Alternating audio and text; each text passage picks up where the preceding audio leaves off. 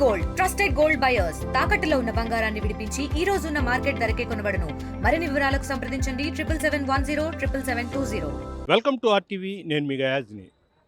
Kovur MLA Vemireddy Prashanti రెడ్డిపై అనుచిత వ్యాఖ్యలు చేసిన కేసులో మాజీ మంత్రి అనిల్ కుమార్ యాదవ్ మీద కూడా రెండో నిందితుడిగా అతని పేరు చేర్చడం జరిగింది. అయితే గత 10 రోజుల కిందట అతనికి విచారణ నిమిత్తం కోవూరు పోలీస్ స్టేషన్ రమ్మని కూడా నోటీస్ ఇవ్వడం జరిగింది. అయితే ఈ నెల 31వ తేదీన ఆయన విచారణ జరగాల్సి 30వ తేదీన విచారణ జరగాల్సి ఉండగా 31వ తేదీన మాజీ ముఖ్యమంత్రి జగన్మోహన్ రెడ్డి నెల్లూరుకు వస్తున్న కారణంగా ఆయన 4వ తేదీకి విచారణ రమ్మని కోరడం జరిగింది. అయితే ఈరోజు నెల్లూరు రూరల్ డిఎస్పీ కార్యాలయంలో ఆయన 10:30 హాజరవ్వడం జరిగింది. అయితే ఆయనతో పాటు పెద్ద ఎత్తున వైఎస్ఆర్సీపీ కార్యకర్తలు అదేవిధంగా నేతలు కూడా పెద్ద ఎత్తున ఇక్కడికి హాజరవ్వడం జరిగింది. అయితే 10:30 నెల్లూరు రూరల్ డిఎస్పీ కార్యాలయానికి వెళ్ళడం జరిగింది. కోవూరు సిఐతో పాటు మరికొంతమంది పోలీస్ అధికారులు ఆయనకు విచారిస్తున్నారు. సుమారు 25 నుంచి 30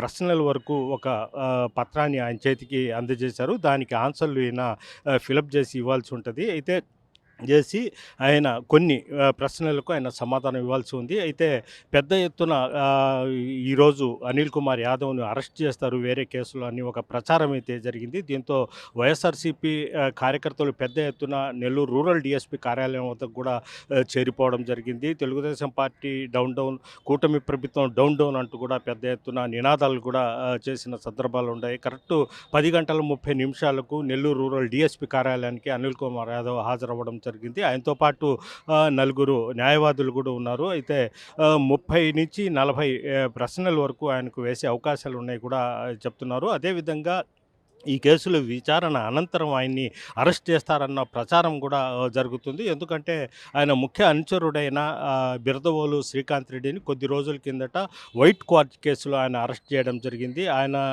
విచారించే సమయంలో అనిల్ కుమార్ పేరు కూడా ఆయన ప్రస్తావించడం జరిగింది. అనిల్ కుమార్కి ఈ క్వార్జ్ అక్రమ మైనింగ్ తరలించడంలో వైట్ క్వార్జ్ విదేశాలు తరలించడంలో ఆయనకు కూడా కొంత నగదు ప్రతి టన్నుకు 7,000 రూపాయలు వంతున ఇవ్వడం జరిగింది. ఇట్లా కోట్ల రూపాయలు అతనికి ఇచ్చామని కూడా చెప్పడం జరిగింది. తర్వాత ఆయన ఇది పోలీసులు తమను బలవంతంగా సంతకం పెట్టించుకొని చెప్పించారని కూడా ఆయన మేజిస్ట్రేట్ ముందు కూడా చెప్పడం జరిగింది. ఏది ఏమైనప్పటికీ కూడా సైదాపురం, గూడూరు ప్రాంతాల్లో అనిల్ కుమార్ యాదవ్ మీద నాన్ బెయిలబుల్ వైట్ క్వార్జ్కి సంబంధించిన కేసులో నాన్ బెయిల్ కేసులు కూడా నమోదైపోయినాయి.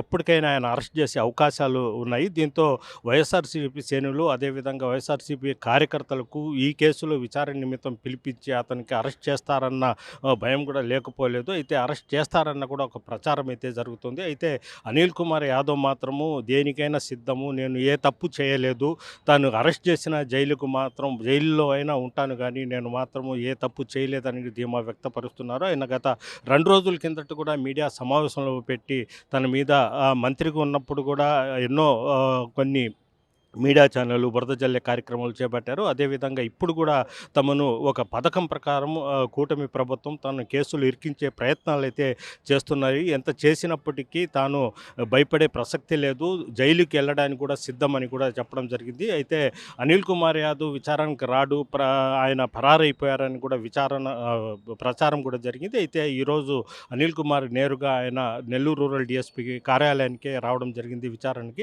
ఆయన మాత్రము ఏమాత్రం భయపడడం లేదని కూడా మనం చెప్పుకోవచ్చు. అయితే అనిల్ కుమార్ యాదవ్ మీద కూడా వైట్ క్వార్జ్ కేసులో సైదాపురం అదేవిధంగా గూడూరులో కేసులు అయితే నమోదైనట్లు తెలుస్తుంది. అయితే 10:30 ఆయన నెల్లూరు రూరల్ డిఎస్పీ కార్యాలయానికి వెళ్ళడం జరిగింది. పోలీసులు ఆయనకు విచారిస్తున్నారు.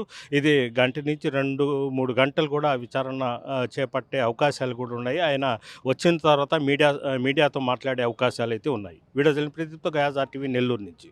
తెలుగులో న్యూస్ కి ఫాస్టెస్ట్ యాప్ ఇప్పుడు టోటలీ న్యూ అవతార్లో జస్ట్ 5 seconds లో కంప్లీట్ న్యూస్, సోషల్ మీడియాలో ట్రెండ్స్ కి one stop solution, live TV app, voice search option తో ఇప్పుడే డౌన్లోడ్ చేయండి లేదా అప్డేట్ అయిపోండి. యాప్ లింక్ డిస్క్రిప్షన్ లో ఉంది.